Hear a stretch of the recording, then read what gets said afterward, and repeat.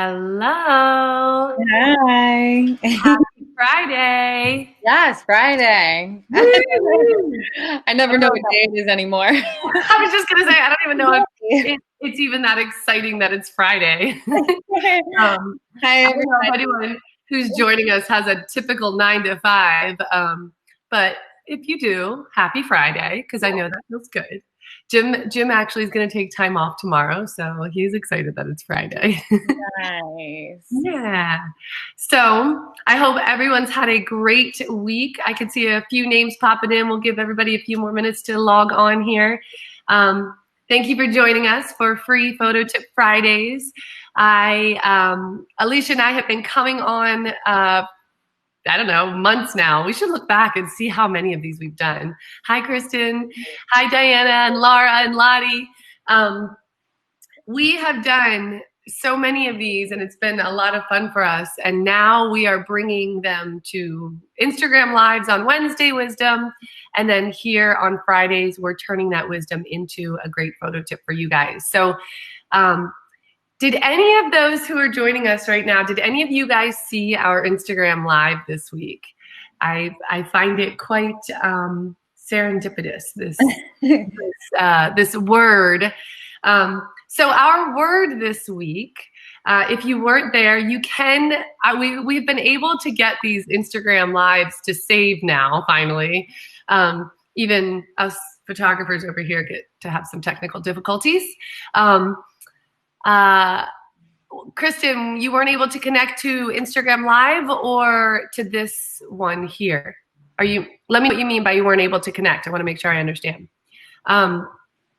So on Wednesdays, we come up with these words, right? And to the live. Oh, yes. Interesting. Yeah, I have heard that too.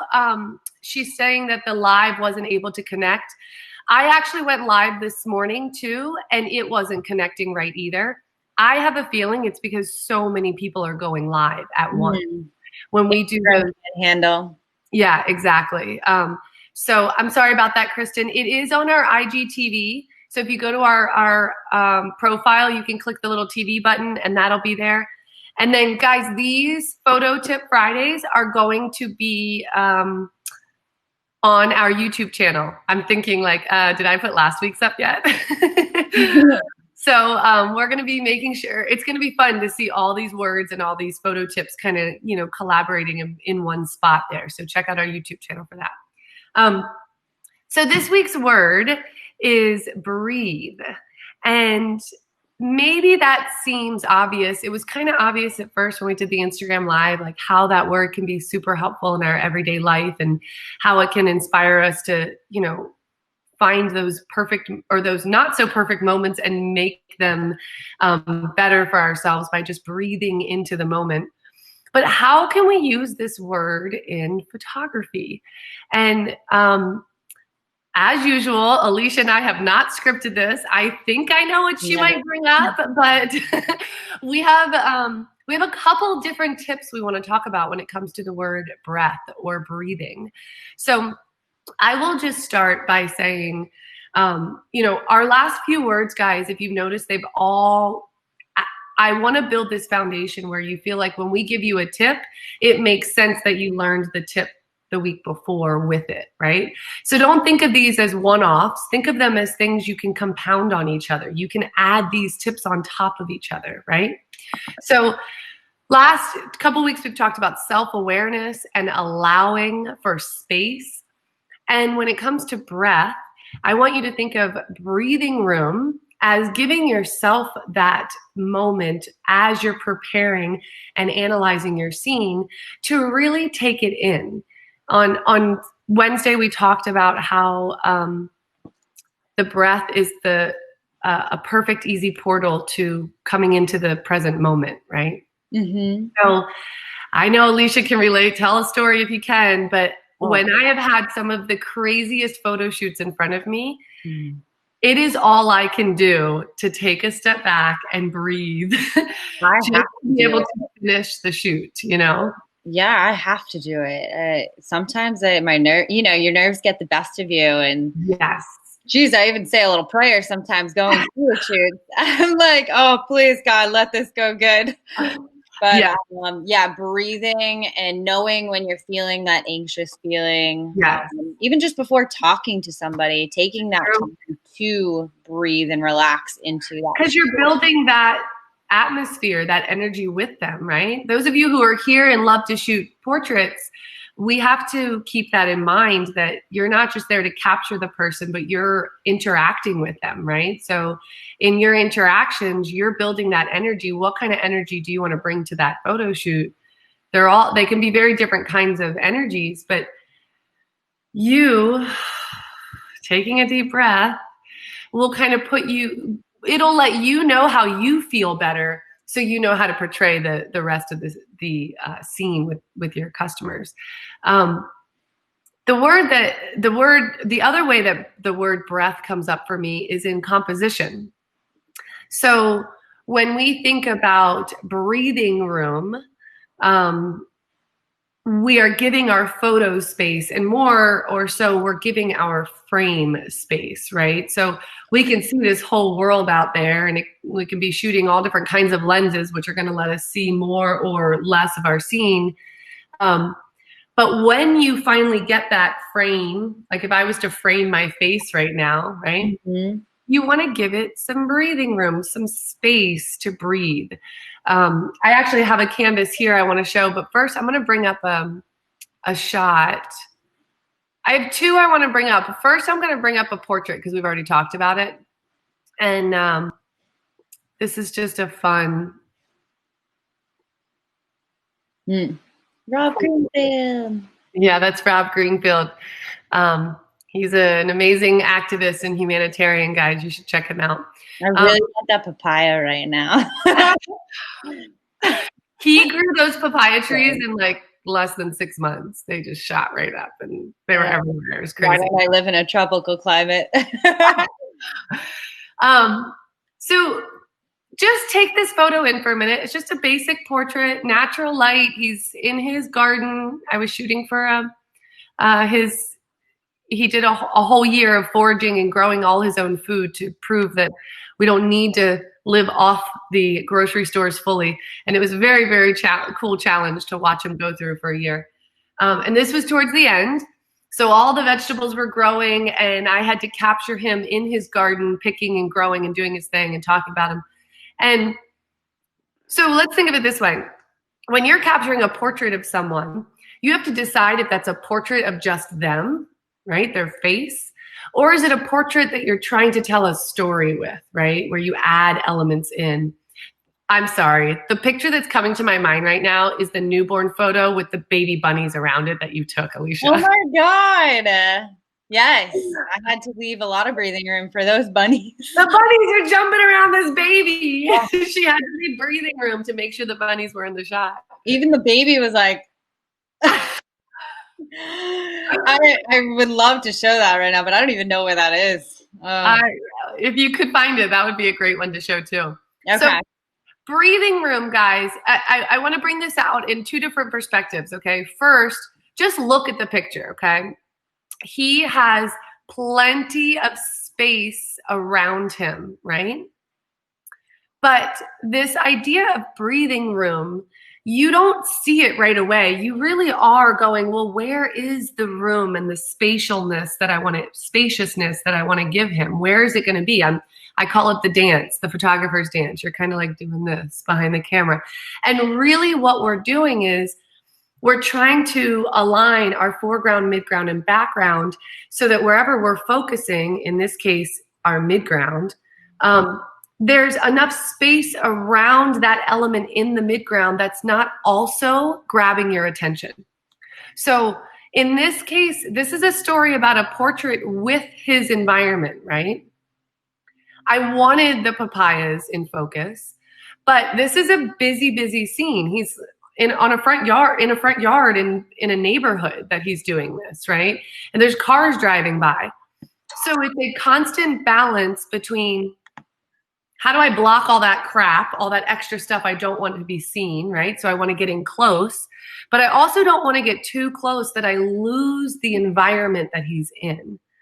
So what I've done is I've taken this branch in my foreground and I'm actually grabbing it with my left hand and I'm pulling it across me so that it's pushed in front of the lens. So the leaf is like right there. It's physically right by my lens.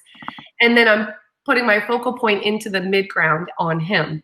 So now that I have this leaf, I'm like this, guys. This is how I'm holding this shot. I'm holding this leaf over my head and I'm maneuvering the leaf.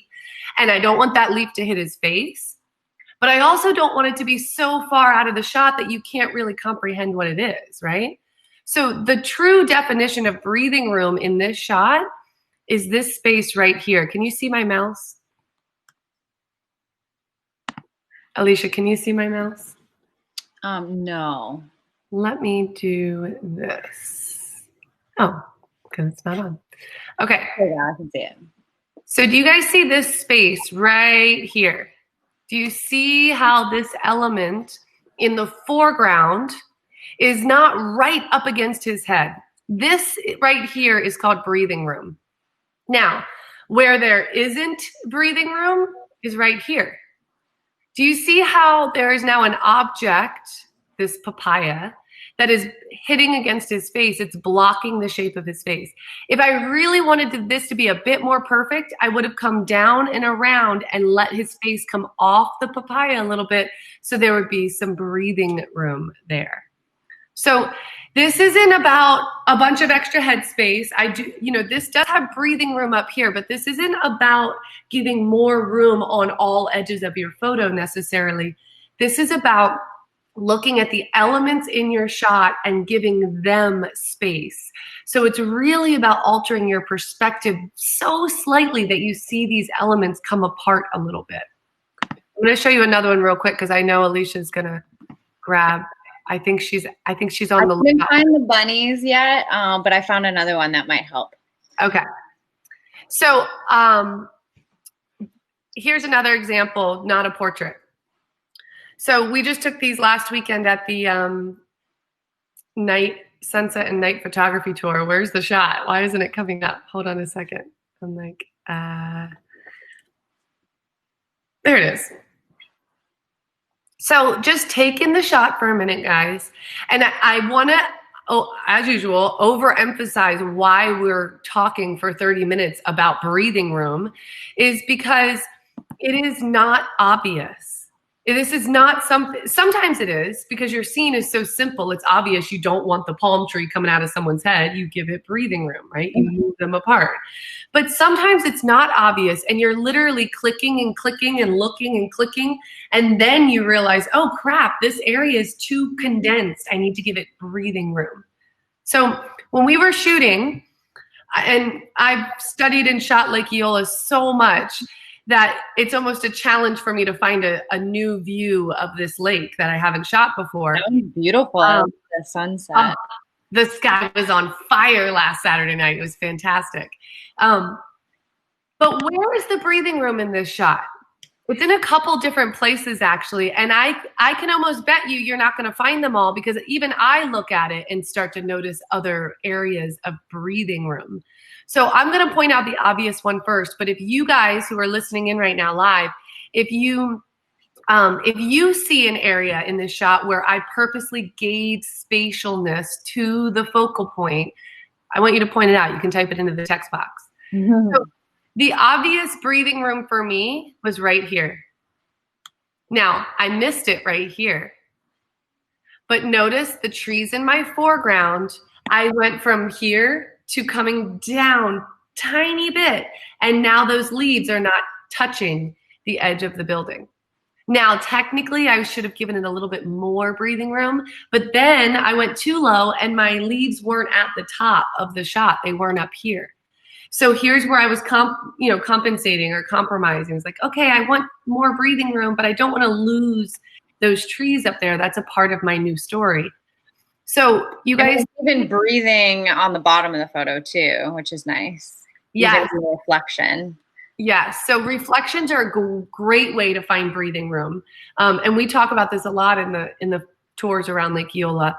But it gives when you create breathing room on the bottom of your frame, you're giving your story a foundation. So it would be as if this would not have breathing room if I had cut the picture right at the edge of the fountain, right? If I had only put it the bottom of the frame right there, there'd be no room, there'd be no space for that fountain to really sit in the frame. So yeah, definitely down here. The other place that I had to maneuver to create breathing room, where does your eye go first in this shot? I'd say, well, honestly, it went to that gap, I think, for me. So the beautiful sunset right there, where it's setting. Yeah. So my initial let's find this shot and create the right breathing room was, where is that fiery color going to show up in between the buildings? So we were walking around the lake and then I saw it pop between those two buildings, and I moved a little further so that the church steeple had its own spatialness around it right there, right? So if I had stood 20 feet to my left, I still could have gotten this beautiful scene, but the church would have gotten lost over here inside the buildings. There's one other area that I gave breathing room to by moving my whole body and watching the elements in my scene, come together or pull apart. So where's the other place that your eye goes first besides the fiery sunset? I mean, always the fountain, but I'm really picking up on the leaves. The tree leaves above too. I don't know. Yeah, for sure. So the fountain in itself, I gave it breathing room. If I had moved more to the left, the fountain would have been here and it would have cut off this space. The spray has breathing room because I put it in front of a solid building that wasn't distracting. Does that make sense, guys? So I mean, with the reflections, you have to be careful in the building windows, Mm-hmm. So see how this is dark, this reflection here, and then this one had this weird building shape down here, and then there's a gap here. I mean, literally barely moving to my left totally altered where that fountain was going to be. I don't realize I do this a lot to the screen because I'm looking at the picture. So I'm so sorry if you see my big face. I'm observing the photos. I hope you all are doing the same thing. So breathing room, guys, breathing room. I didn't do it in this shot, but another thing that's easy to play with breathing room at Lake Eola is the swans. Everybody will want to try and capture the white swan in the water, but if the water has a huge white reflection in it, the swan's going to disappear. You need to maneuver your own body so that the swan now shows up in the darker areas of the water, and then you're giving it space, breathing room. So it's not just space, but think of it as color. All right. Here I looked at the colors and I said, oh, these two colors are going to wash together. I need to give this fountain a little bit more breathing room. Or, where can I make this color pop? Well, I want to move my body so that that orange color isn't being blocked by that building, but I can actually see it in that gap there. So this is a big one, guys, but it's also one that you notice more and more as you stick with it. As you breathe into the moment, you will see these elements the longer you look at them, and you'll see how you can separate them in your shot. Do you have a photo you want to bring up, Alicia? Sure. I don't know. I mean, I think you would consider it breathing room. All right, let's check it out. Where do I go? I can't even remember. Presentation. Yes. So I don't know if you're the one that can do it, or I can. Oh yeah, sorry, I see it right there. Perfect. Oh, yes, this is absolutely breathing room. Okay. We just all like stare at this picture for a second. He's so cute. I think I might be doing a cake smash next weekend. Oh, there's so much fun. There's so much fun because every kid's different, and you never know what you're gonna get. You might get a kid that just hates cake, or they just love it and they just want to devour it. It's so fun to do. So if anybody ever does it, make sure you roll out a nice paper backdrop, and then you can just throw it away. That's funny because we're doing it at the park next weekend, so I'm gonna have to bring that. I'm gonna bring like just a blanket or something. Yeah. Something they could play it on. I mean, it's grass, whatever. Yeah, I've true. done it on the grass before with kids, so. So let's talk about this breathing room in this shot. There's a couple points. There's also, Kristen, I love it too. There's also, so this is a cool shot to look at, guys, because she has breathing room, but she also has filled her frame. So she has cut off things that she could have given breathing room to change that look of the picture. But what's the first thing that comes to your mind, Alicia, when you think of what you were doing in this moment to create breathing room? Well, it's funny because I was shooting him from below at first, like straight on. And then I was like, I need to get up and see other perspectives to create that breathing room, as we were talking about, because everything was kind of getting jumbled up in the front. Mm-hmm. And then once I came from above, I was able to create that breathing room, and the balloons were kind of around him, the cake, everything kind of made sense a little bit more. And it was a better perspective. Yeah. So this space right here is obvious breathing room, right? If you can imagine if she was straight on to him, guys, the cake would have been on the same level as him. But now we're coming from a different perspective and we can see that space more.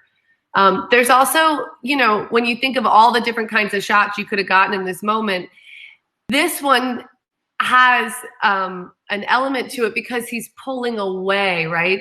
If his hand was right up to his mouth, there would be no breathing room, but you have this space where you get the edge of his chin and all the little crumples on him. And so this right here is breathing room as well. Mm-hmm. Yeah. There's even breathing room here. I can imagine you standing there and seeing that balloon and going from too far over to coming back a little bit. Oh, so yeah. Some of the balloons were getting in my way. I had to kind of like start pushing them out of the frame a little bit, but I still wanted little touches of them. So, I subconsciously, I was trying to make that breathing room for this picture, and I nailed it on the head with this one. But I remember some of the photos around these that I took were not as good as this one shot. So breathe through those shoots and know that you're going to come up with some, at least one great shot, Yes. And this is the point, guys. This is why we want to teach our philosophy of how you bring your stories to life. It is not, I have a vision, snap, I got it. It's, I have an idea, I have a goal, or maybe I do have a vision, but I'm open to seeing it change. And I want to bring it to life better than my vision could have ever been before. So I want to work around it and discover all these other ways that this moment can be captured. I don't know if you do it, but I'm sure we shoot very similar. I try not to plan out too much, when it comes to these shoots. I'd rather be completely present and in the moment and not like set it up. Like, I just want to get them in their moment, and it, who cares? Put the cake on a piece of paper and see what happens, and shoot away. Yeah. So, and there's something to be said for overthinking it or over planning. And we could actually, there's a word that comes to mind right now. We could talk about in a Wednesday Wisdom, which is expectations. Mm-hmm. That's a great word. And, it's a balance, right? Because we need expectations. We need a vision to be able to dive into it. But to truly get to that creative power, that essence that makes you go, oh, this is the shot, or this is amazing, you had to let go of that whole vision.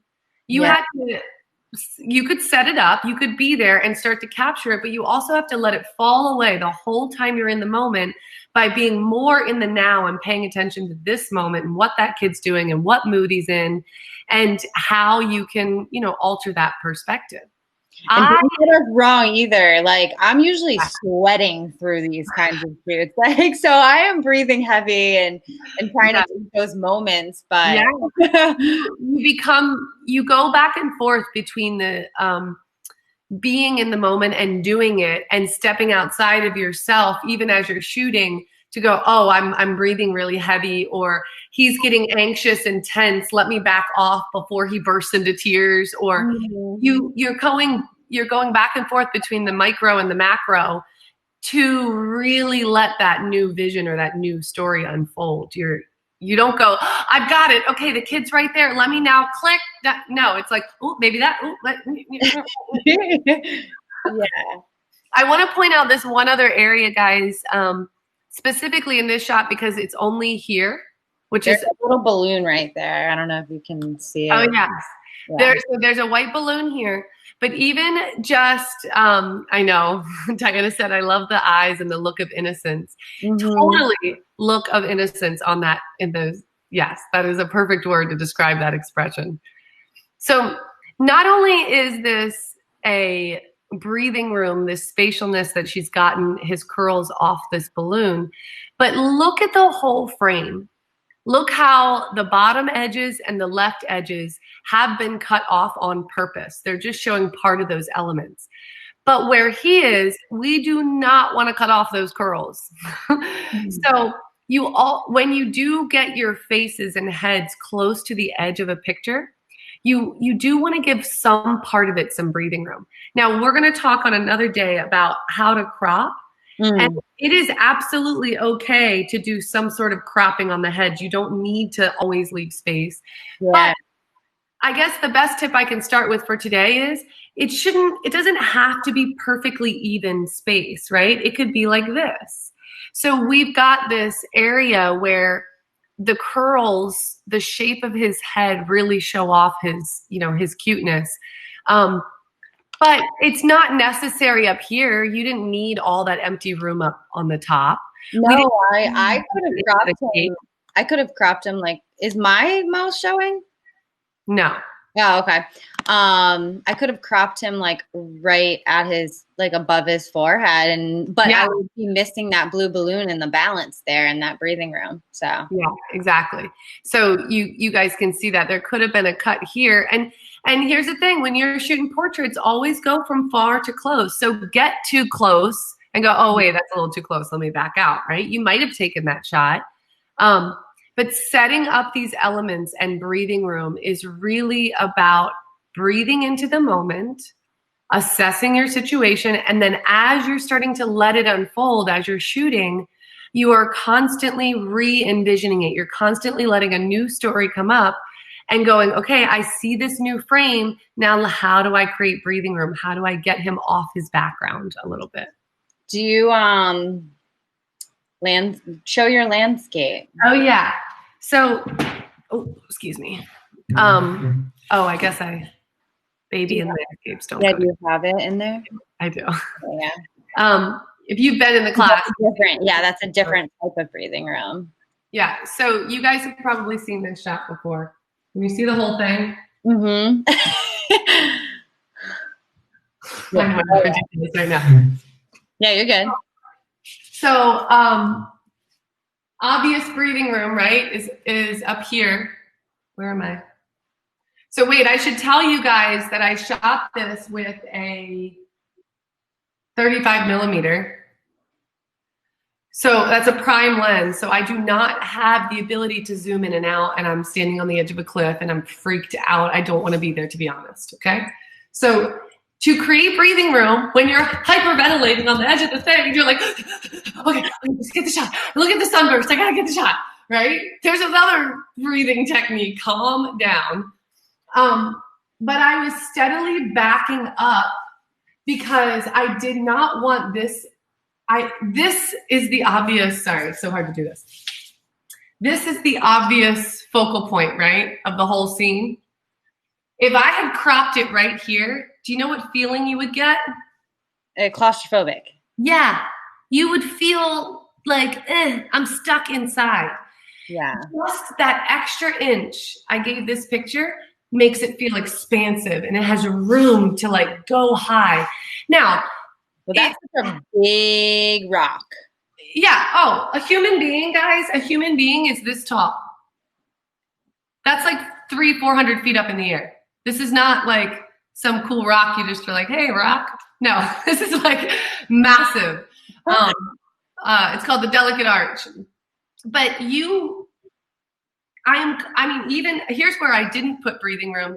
Do you see how the light is coming through right here? Mm-hmm. See how that rock covers the other edge? That rock, this rock is in the front side, but it's blocking right here. But you probably couldn't go to your left anymore. I couldn't go to my left anymore, guys. I would have fallen off the cliff. So, yeah. You're compromising constantly, especially with landscapes when you can't really move around it. So here's my trick, guys. The reason I really wanted to show you this is it's a canvas, right? Which means it's wrapped all the way around. My 35 millimeter could not get any more extra room up here. So I had to add more room. I had to Photoshop a little into that. Okay. And well, you know, that's probably fairly easy with just the blue sky. Exactly. Yes. So I knew that. I knew that going into the shoot. I don't have enough space up here. So when I go and edit this photo, I'm going to give this shot a lot more breathing room. I even gave this breathing room. This was a really cool rock you could climb on the other side.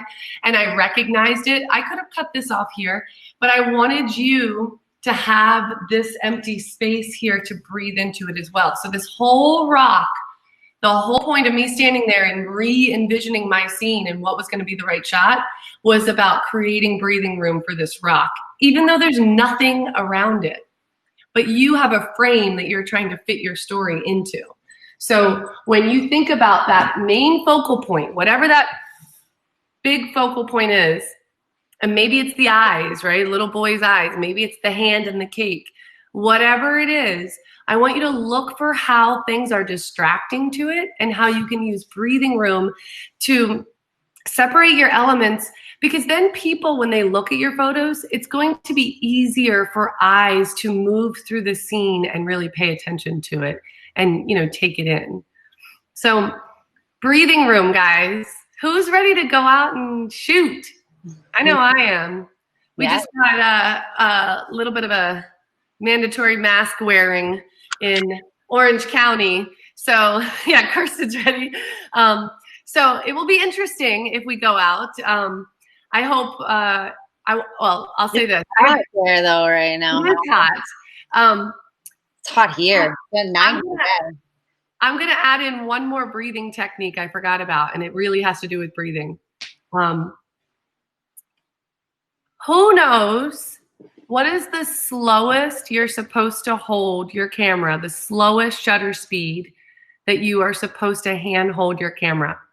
I know everyone who's listening in right now should know the answer to this question. So if you are listening in and you can remember what is technically, this is a rule we can break, obviously, but what is technically the slowest we should be hand holding our camera? Good job. Yeah, Laura's got it. 1/60th of a second. Okay, 1/60. So if you're playing with your manual positions, 60th of a second. Why do we say that? Because any slower of a shutter, that your movement could create something called camera shake. So I usually tell people in class, yeah, but a lot of photographers break that rule and you would never know. That is because of their breath. So when you are shooting and you need a slower shutter speed, whether it's because you don't have a tripod and you want to show motion, or yes, other than that, you need a tripod, but maybe you don't have one, Kirsten. Correct me if I'm wrong, Kirsten, but I believe you like to shoot cars, right? So we've talked about this movement and this idea of photographing race cars, right? Oh, so cool. Now imagine that at a 60th of a second, I can click and keep going, click and keep going. But if I want to go lower than that, this is what it looks like. Click. I even do that at 1/100th of a second. I hate camera shake. You have to take your shot on the out breath and physically feel your body slow down, and you will make your photos that much crisper. Even at a 60th of a second, even at a 10th of a second, you can get a crisper shot. That picture of Lake Eola was taken at a 10th of a second, handheld. The one here, I'll bring it back up. This shot, guys. This was taken at 1/10 of a second. Yes, Kirsten said she's messed up her pictures because of my breathing. And not just breathing, guys. We're all still learning. We're all still learning. Even Alicia and I are still learning. Think of it as your movement. Your breath is your body's first step to controlling its entire movement. So if you are so self-aware of your breath, you can't help but be self-aware of your whole body, your energy, and everything else that's going on around you. If you can take that moment to consciously take a deep breath before you take the shot and watch your scene through your lens, when you're at those lower shutter speeds, you can get really crisp shots. Just take it on the out breath. Let your body come down and then click.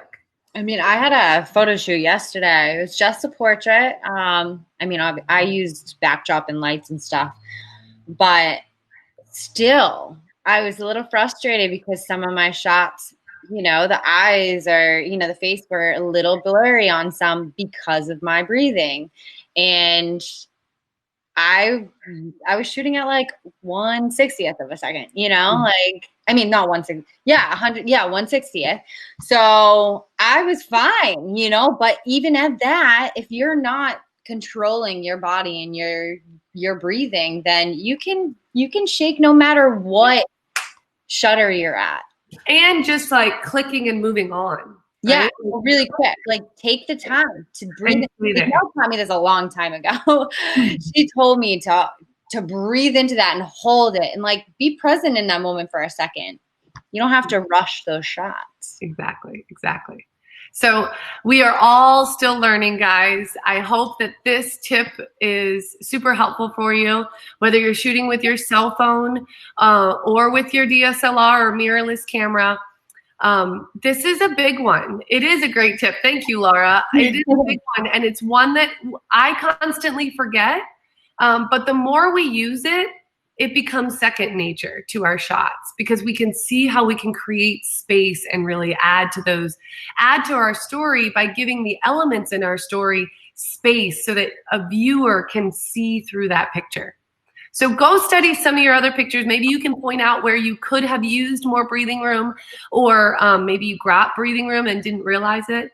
And then take your cameras out this weekend and go shoot. Go have some fun and focus on this tip. Use your breath to help you set the stage for that shot. Okay, guys?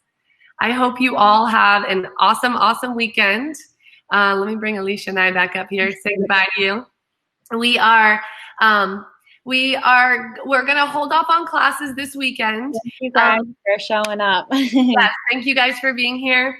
We are going to be doing next Saturday. We have our Lightroom class. So if you guys are interested in doing Lightroom, we're going to be hosting it here in the studio, but I'm also going to be hosting it online as well if you want to do it from home. So check that out on the website. And then we will see you next week on Instagram Live for Wednesday Wisdom. Who knows what the word will be next week or what tip we're going to bring up.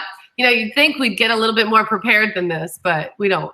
I really like that. It's kind of, you know, on the whim. Yeah, it actually feels real, you know? It does. It does. And this is how it should be. Yeah. So thank you so much for joining us, guys. I hope you enjoyed this, and we will have a great weekend. Live wonderful. We'll see you guys again soon. Bye, everybody. Bye.